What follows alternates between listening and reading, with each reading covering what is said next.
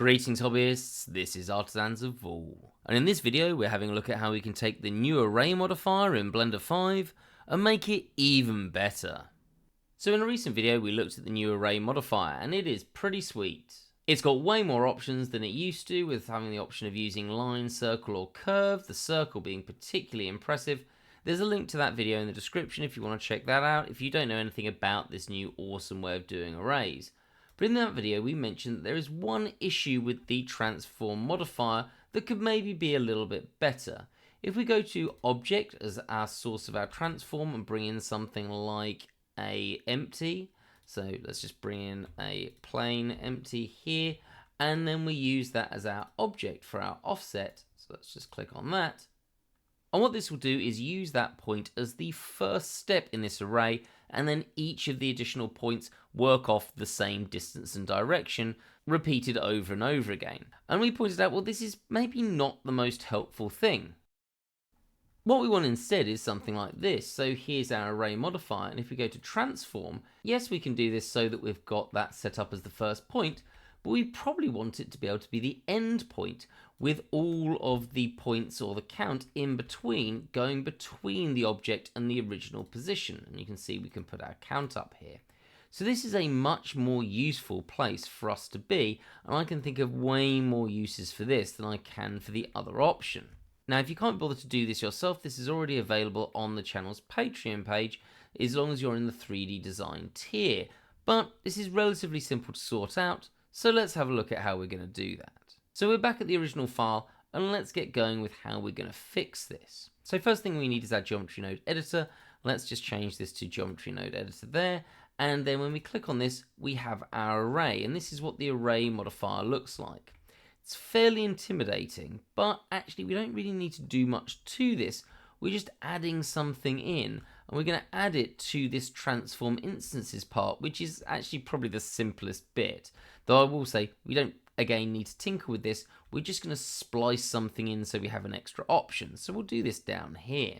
Now first of all, we can't actually change anything here. If I come to anything or all these options, they're all grayed out, nothing works. And that is because at the moment this is set up to not be able to be changed, because, well, we wouldn't want to change it by accident. So what we need to do is separate this from our library. So we just click on this button here, and now we can edit this. And we're going to start with what we need to make this work, which is a mesh line. So Shift and A, type in mesh, and we'll pick a mesh line primitive. Now, if you don't have Node Wrangler set up, just go to Edit Preferences and type in Wrangler, and then make sure that's activated. And then what we can do is put our mouse over this, hold Control Shift, and then click, and we get a viewer so we can see what we're doing. Now at the moment, this, as we said, is just a line mesh. We've got a line, it's going 10 times up, that we could change that, move that up or down, and each time it's going 1 unit up, again we can change this. But we don't want to have this set as an offset, we want to have this set as an endpoint. So now we've got exactly the same thing, but it's now working off the endpoint being just 1 up, and we can move that. And the count, you'll notice, doesn't change. This is just separating or splitting up the line that's here. Now, this is all well and good, but we don't want the endpoint to be controlled here. We want to use this object to control the endpoint. So we need to find the location of this. Now, this is really easy to do. I'm just going to grab this empty, drag it into our node modifier, and you can see we get an object info node, which we normally use the geometry for. But actually it does have an option for location, and we can just drag that into end location. You can see now this is working. We've got our line going to this empty. Now to turn this into an array, we need to actually just instance across this. So let's instance on points, drag that in here, and we'll notice the line disappears because we need to add in some geometry to instance off of this. Now it's the original geometry that we want to use here, and we could bring in our input node or our group input node. If I just Shift and A and type in group and put in group input, we've got this and it's got geometry on it, but you'll notice, look how big this is, because this is a massive node group as we saw earlier. So we really don't want to have this hanging around being huge. So what I'm going to do is delete that, come to my group. If you don't have this, just hit N. So there's an N panel in the geometry node editor. And if you come down a bit, we've got this group socket, and it's got all of our different elements that were on that massive group input. And we can just drag geometry not this one. If it's on the right hand side, it's the output. We want one on the left hand side, or with the dot on the left hand side. So bring geometry in, we can just drag that to instance. And now we've got our 4 instances, and we can change the count by changing the mesh line count. I could put it down to 3 or up to 5 or 6 or whatever. So at the moment this is working. We've got everything that we want. The only problem is we need this to work off of all of the options that are already set here.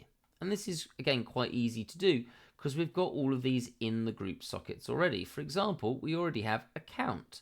So let's just drag that into there.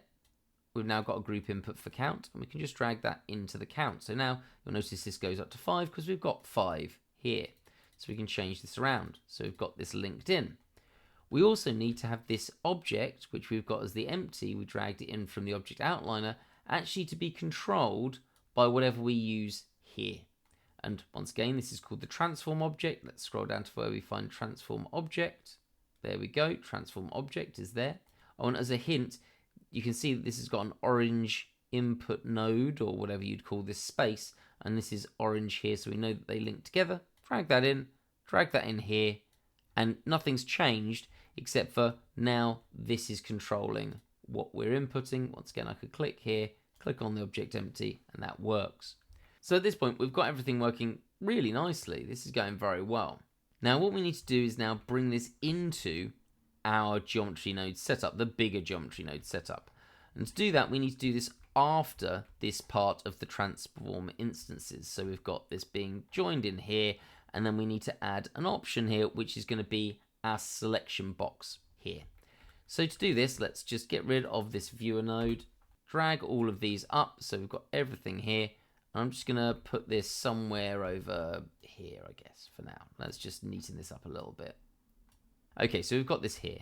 So we need to add in a switch. That's what gives us the box options that we saw earlier. So just Shift A, switch, and we want a menu switch.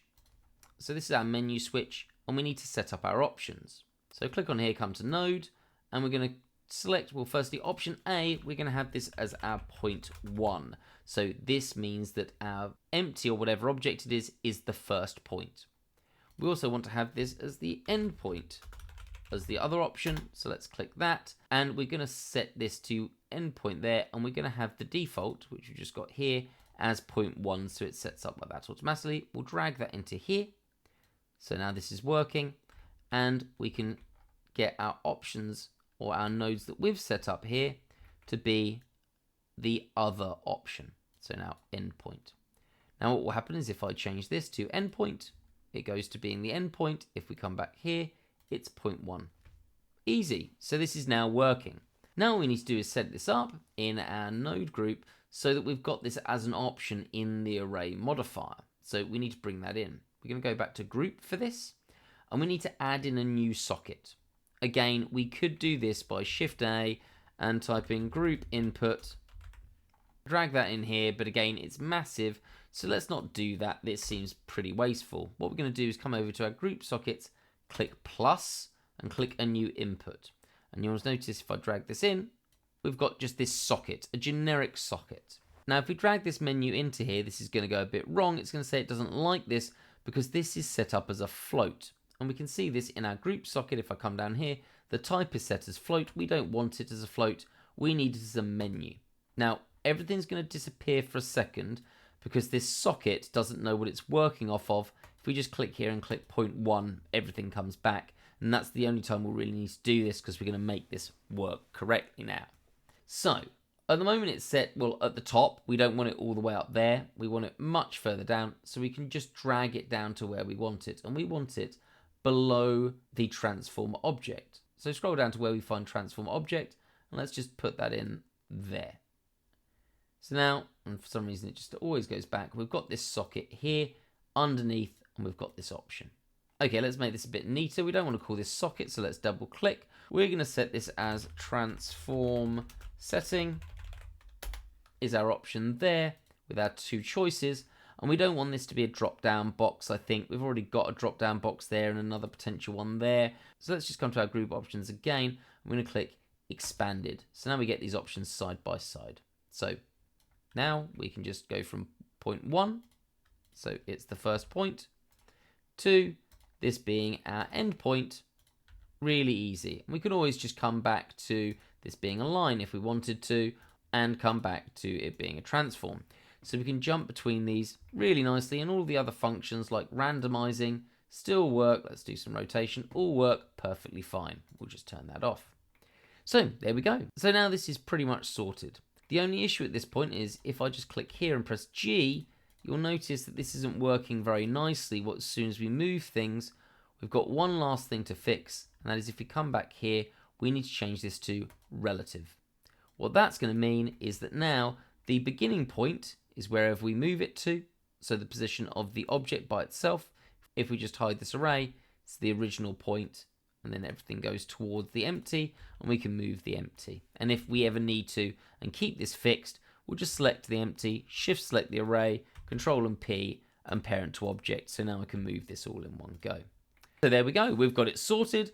We can always set this up as an asset so that we don't have to redo this every time, because that would be really tedious. And that will mean all we need to do is when we come to our modifier panel, we can just Shift and A, go to geometry nodes, and pick whatever we decide to title this. For example, I could call this mod array, and that will be how this is titled when we see it. So there we go, we keep the new Blender 5 array option, but we also have some additions to it that make it way more useful. As always, I hope you found that useful. I hope I didn't go through anything too fast or too slow. If you did think it's worthy, please hit that like button. It's always really appreciated. It helps spread the video around. Or if you want to support the channel any further, or as I said earlier, you want to just get this without having to do it yourself, feel free to hit that Patreon link that's in the description. Any support there means the world to me. It's what gives me the time to make these videos. So do consider that if you have a few dollars to spare. I hope to see you in the next video, and have a great day.